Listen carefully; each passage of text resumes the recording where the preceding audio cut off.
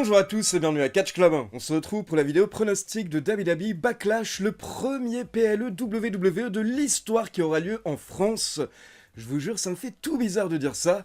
Donc comme d'habitude, je vais vous donner les informations de diffusion du show et ensuite, je vous donnerai également quelques infos pour ceux qui seront sur place à Lyon, des infos pratiques. Et derrière, on passera à mon prono et mon niveau de hype pour chaque match. Donc on démarre avec les infos de diffusion et d'abord, vendredi soir, nous avons SmackDown qui aura lieu à 19h heure française et il sera diffusé 2 heures plus tard sur AB1, donc à 20h55. Puis concernant WWE Backlash, le show a lieu samedi, encore une fois à 19h heure française et du coup il sera diffusé en direct sur le WWE Network à 19h, puis il sera rediffusé 3 jours plus tard, le mardi, à 20h55 sur AB1. Et au passage, je rappelle que pour SmackDown et pour Backlash, nous aurons Christophe Ajus et Philippe Chiro qui seront aux commentaires en ringside. Ensuite, voici quelques infos pratiques pour préparer votre venue à la LDLC Arena. Donc ce sont des infos qui ont été transmises directement par la reine. Comme vous pouvez le voir, il nous précise que le parking est payant, qu'il faut s'arrêter au tramway T7 arrêt Dessine OL Valley. Ouverture du parvis et kick-off à 15h30 pour SmackDown, avec ouverture des portes à 17h et début du show à 18h30. Puis le lendemain, c'est quasiment pareil pour Backlash, avec ouverture du parvis à 16h, ouverture des portes à 17h et début du show à 18h30. Et pour info, il y a marqué début du show 18h30, mais en fait la première demi-heure, ce seront des dark matchs, et les vrais shows démarreront, comme je l'ai précisé plus tôt, à 19h. Et dernière petite info, je rappelle que pour l'occasion ce week-end, la WWE va ouvrir un magasin à Lyon, un store spécial pour Backlash, avec plein d'items de la WWE et également des items exclusifs spécialement justement pour Backlash à Lyon. Donc je vous laisse l'adresse du magasin à l'écran, comme vous pouvez le voir, c'est 19 bis quai Victor Augagneur, et je vous laisse également les horaires du store dans la description. Et d'ailleurs, si vous êtes déjà à Lyon vendredi matin, sachez que je serai au store, je serai au magasin de la WWE vendredi matin à 10h pour tourner du contenu, donc n'hésitez pas à passer, venir faire un petit coucou. Et d'ailleurs, au passage, je vous raconte le petit dilemme que j'ai eu ces derniers jours. Faut savoir que la semaine dernière, la WWE m'a contacté pour m'offrir un press pass à Lyon ce week-end, donc je suis invité à SmackDown et à Backlash. Et à côté de ça, ils m'ont également invité au Press Junket, au Media Junket. Donc c'est le petit moment où vous pouvez interviewer plusieurs superstars. Sauf que le problème, c'est qu'ils ont organisé le Media Junket vendredi matin. Et moi, je devais arriver à Lyon que vendredi après-midi. Mais ce n'est pas tout, car derrière, le même jour, quelques heures plus tard, j'ai reçu une autre invitation. Il y a une autre division de la WWE qui m'a contacté. C'est la division Shop cette fois-ci. Alors que pour les interviews, c'était WWE Communication. Donc là, vous avez la division WWE Shop qui m'a contacté afin de m'inviter au store, également vendredi matin. Et en gros, j'aurai la boutique pour moi tout seul pendant 1 heure. Et il me donne également 200 € à dépenser dans la boutique. Et l'objectif, c'est de créer du contenu et de partager un petit peu tout ce qu'il y avait dans la boutique auprès des fans. Mais donc le grand problème, c'est que les deux événements ont lieu en même temps vendredi matin. Du coup, j'ai changé mes billets de train, j'ai pris une nuit d'hôtel en plus. J'ai longuement hésité, mais au final, j'ai choisi l'option WWE Store. J'ai choisi d'aller dans le magasin pour filmer un petit peu le magasin, parce que je me suis dit que les interviews, il y aura beaucoup de monde, et ce sont des interviews très très courtes, habituellement 3-4 minutes. Vous n'avez pas vraiment le temps de demander quoi que ce soit aux superstars. C'est tôt le matin, les superstars sont fatigués. Il y a des superstars que j'ai déjà vues en plus, dont celles qui seront présentes vendredi matin, et que j'ai déjà interviewées. Et puis ces dernières années, j'ai déjà interviewé pas mal de superstars WWE, alors que par contre le store, c'est une première, c'est quelque chose d'historique, on va dire. Il n'y a jamais eu tout un store de la WWE en France. Donc je me suis dit que j'avais vraiment envie de filmer ça pour pouvoir tout vous partager dans mon vlog qui sortira dès la semaine prochaine, une fois que je serai rentré. Et pour finir, pour tous ceux qui ne pourront pas être à Lyon ce week-end, mais qui veulent tout de même du merchandising WWE Backlash et WWE France, sachez que vous pouvez le commander directement sur le site de la WWE, WWE Euroshop, qui est notre partenaire. Donc comme d'habitude, je vous laisse mon lien affilé dans la description avec mon code promo CatchClub15 qui vous permet d'avoir 15% de réduction sur quasiment toute la boutique. Et donc c'est parti, on passe à la carte. À l'heure actuelle, nous avons 5 matchs qui sont annoncés pour WWE Backlash, 4 matchs de championnat et un très gros tag team match. Et on va commencer avec un match de championnat pour les titres par équipe féminin, avec les championnes, les Kabuki Warriors, Asuka et Kairi Sane, contre les challengers Jade Cargill et Bianca Belair. Alors niveau de hype, je vais mettre 7 sur 10, c'est pas mal, c'est pas la folie non plus, mais 7 sur 10 c'est bien, c'est au-dessus de la moyenne, ça fait 14 sur 20, donc je suis quand même hypé par ce match. J'aime bien les championnes, mais c'est surtout l'équipe Jade Cargill, Bianca Belair qui m'intéresse beaucoup. J'ai hâte de voir ce que va donner cette équipe lors des prochaines semaines.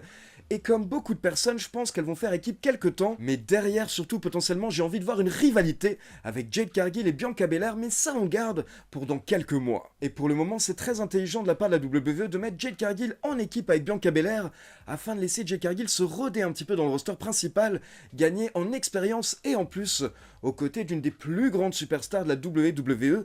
Bianca Belair est une méga star, donc c'est parfait pour Jade Cargill pour pouvoir apprendre. Car je vois beaucoup de personnes très impatientes en ligne qui veulent déjà voir Jade Cargill en solo, voire même déjà voir Jade Cargill championne.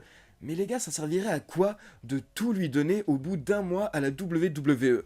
À ce moment-là, il n'y aurait plus rien à raconter derrière. Faut la laisser se builder tranquillement, faut la laisser nous présenter son personnage. Je rappelle qu'il y a une grande partie du public de la WWE qui ne regarde pas la EW et qui du coup ne connaît pas Jade Cargill, donc laissons-lui le temps de s'habituer au roster principal et de se présenter, et derrière, croyez-moi, la WWE la lancera en solo quand ce sera le bon moment. Et maintenant, par rapport aux résultats, comme vous le savez, Backlash est un PLE secondaire, du coup je ne pense pas qu'on aura beaucoup de changements de titre. Par contre, j'espère tout de même qu'on aura des surprises, et ça on en parlera un peu plus tard dans la vidéo. Mais au niveau des changements de titre, je pense que ça ne va pas trop bouger, à part justement pour ces ceintures.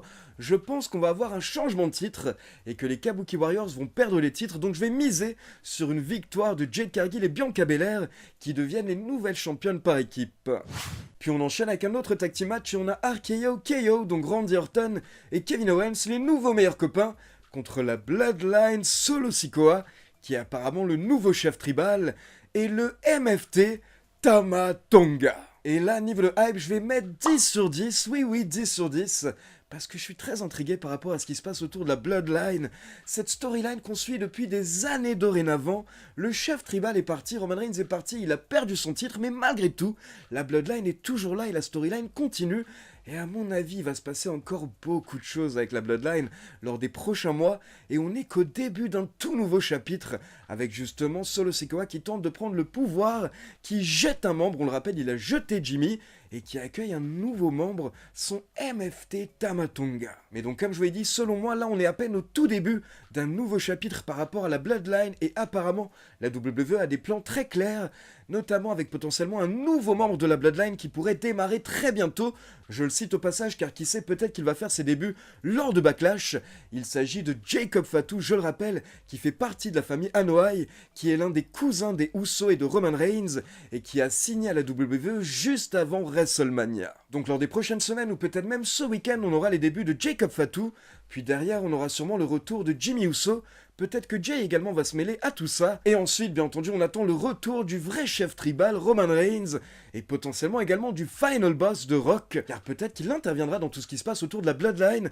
Certaines personnes pensent même que Solo agit actuellement sous les ordres du final boss. Mais maintenant, justement, comme on est sur un nouveau chapitre par rapport à la Bloodline, pour moi, il faut que ça démarre avec une victoire de Solo Sikoa et Tama Tonga ce samedi à Backlash.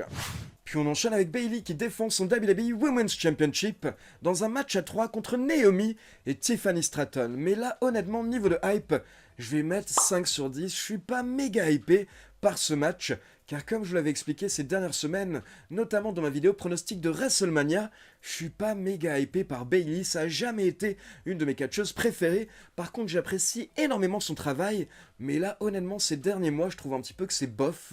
Et à côté de ça, Naomi non plus, je suis pas méga fan. J'aime beaucoup son énergie, mais là, depuis son retour, je trouve pas qu'il s'est passé grand chose depuis qu'elle est revenue à la WWE. Donc pour moi, le vrai rayon de soleil dans ce match, c'est Tiffany Stratton. Donc perso, je serai à fond derrière Tiffany Stratton pendant tout le match, mais je vous avoue que je ne crois pas en sa victoire. Je vais tout de même la soutenir, mais malgré tout, je pense que c'est Bayley qui va conserver son titre, car je la vois mal perdre son titre aussi rapidement juste après l'avoir gagné à WrestleMania. On enchaîne avec Damian Priest qui va défendre le titre World Heavyweight face à Main Event Jey Uso. Alors là, niveau de hype, je vais mettre un bon 9 sur 10. J'adore les deux catcheurs, je suis très heureux que Damian Priest ait remporté le titre World Heavyweight à WrestleMania. En plus, la manière dont il l'a remporté, en foutant encore plus la rage à McIntyre à cause de Punk, c'était parfait. Et à côté de ça, j'adore bien entendu Monsieur Yeet, Jey Uso. Mais maintenant, je vous avoue que comme pour le match précédent, j'ai peur du même schéma. Je vois très mal Damian Priest perdre son titre un mois après WrestleMania, mais d'un coup, j'aimerais vraiment que ça arrive. Je me dis que peut-être que la WWE va vouloir marquer le coup pour le premier PLE de la WWE en France. Donc pourquoi pas une folie, et pourquoi pas Jey Uso qui remporte le titre World Heavyweight. Maintenant, honnêtement, j'y crois pas du tout, j'y crois pas une seule seconde, mais je rappelle qu'on est dans le monde du catch, dans le monde du catch tout est possible. Il y a une toute petite chance que peut-être qu'au dernier moment, les scénaristes se disent « Tiens, on va faire gagner Jey Uso pour faire popper le public à Lyon », et honnêtement, ce serait énorme. Donc on va voir ce que ça donne ce week-end, mais en tout cas si jamais on arrive au show et qu'on apprend que le match pour le titre World Heavyweight est en main event, à ce moment-là je me dis qu'il pourrait y avoir un changement de titre. Mais comme je vous l'ai dit, malheureusement j'y crois très peu, donc je vais tout de même miser sur Damien Priest qui conserve son titre, mais mon cœur espère qu'il y aura un changement. Parce qu'en plus, à côté de ça, honnêtement, ça ne fera pas de mal à Damien Priest. Damien Priest pourra s'en remettre derrière si la WWE le book correctement. Et comme j'en avais déjà parlé ces dernières semaines, le premier run de champion pour beaucoup de personnes qui ont encaissé est habituellement catastrophique ou mauvais. Ça avait été le cas par exemple à l'époque pour CM Punk ou encore Daniel Bryan. Quand ils avaient encaissé leur mallette Money in the Bank, leur premier run n'était pas ouf. Mais derrière, ils sont restés main eventers et leurs runs suivants ont été excellents et même historiques. Donc là, pour Damien Priest, ce qui est bien, c'est comment ce premier run lui permet dorénavant d'être dans la catégorie des main eventers. Dorénavant, il pourra dire qu'il est champion du monde, il a été champion du monde. Mais ce serait bien de lui enlever le titre tout de suite, je me dis, pour lui foutre une certaine rage. Et derrière, peut-être que justement, ça mènera à l'explosion du Judgment Day. Et imaginez-vous juste quelques instants Jey Uso avec le titre World Heavyweight et la pop qu'on aurait à Lyon si ça arrive.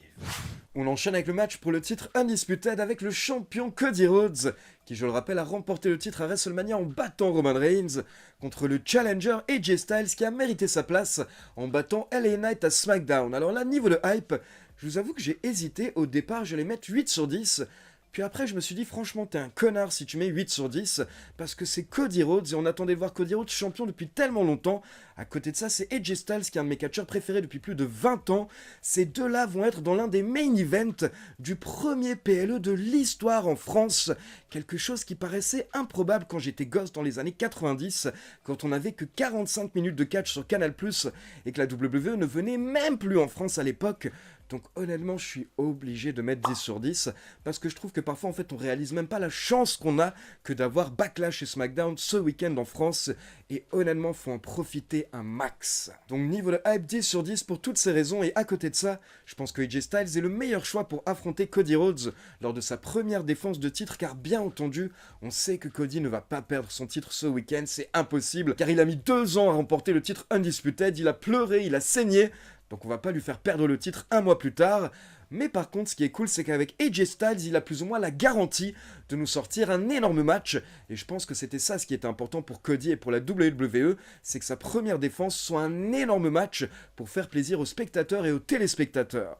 Donc avec AJ Styles, surtout la version actuelle de AJ Styles, avec ses bras qui sont énormissimes, j'ai aucun doute par rapport à la qualité du match, et à mon avis ça risque même fortement d'être le meilleur match de la soirée. Mais donc comme je l'ai expliqué, le résultat est évident, Cody va galérer, AJ Styles va bien se défendre, mais au final, Cody va remporter le match.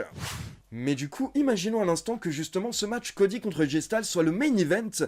Si on finit simplement sur une victoire de Cody et c'est la fin, je serais un petit peu déçu. J'aime bien quand il se passe quelque chose à la fin des PLE. C'est pour ça que je préférais à la limite que le PLE se termine avec Damien Priest contre Jey Uso et victoire de Jey, ou alors on termine sans changement de titre à la fin, mais à ce moment-là, il faut qu'il se passe quelque chose.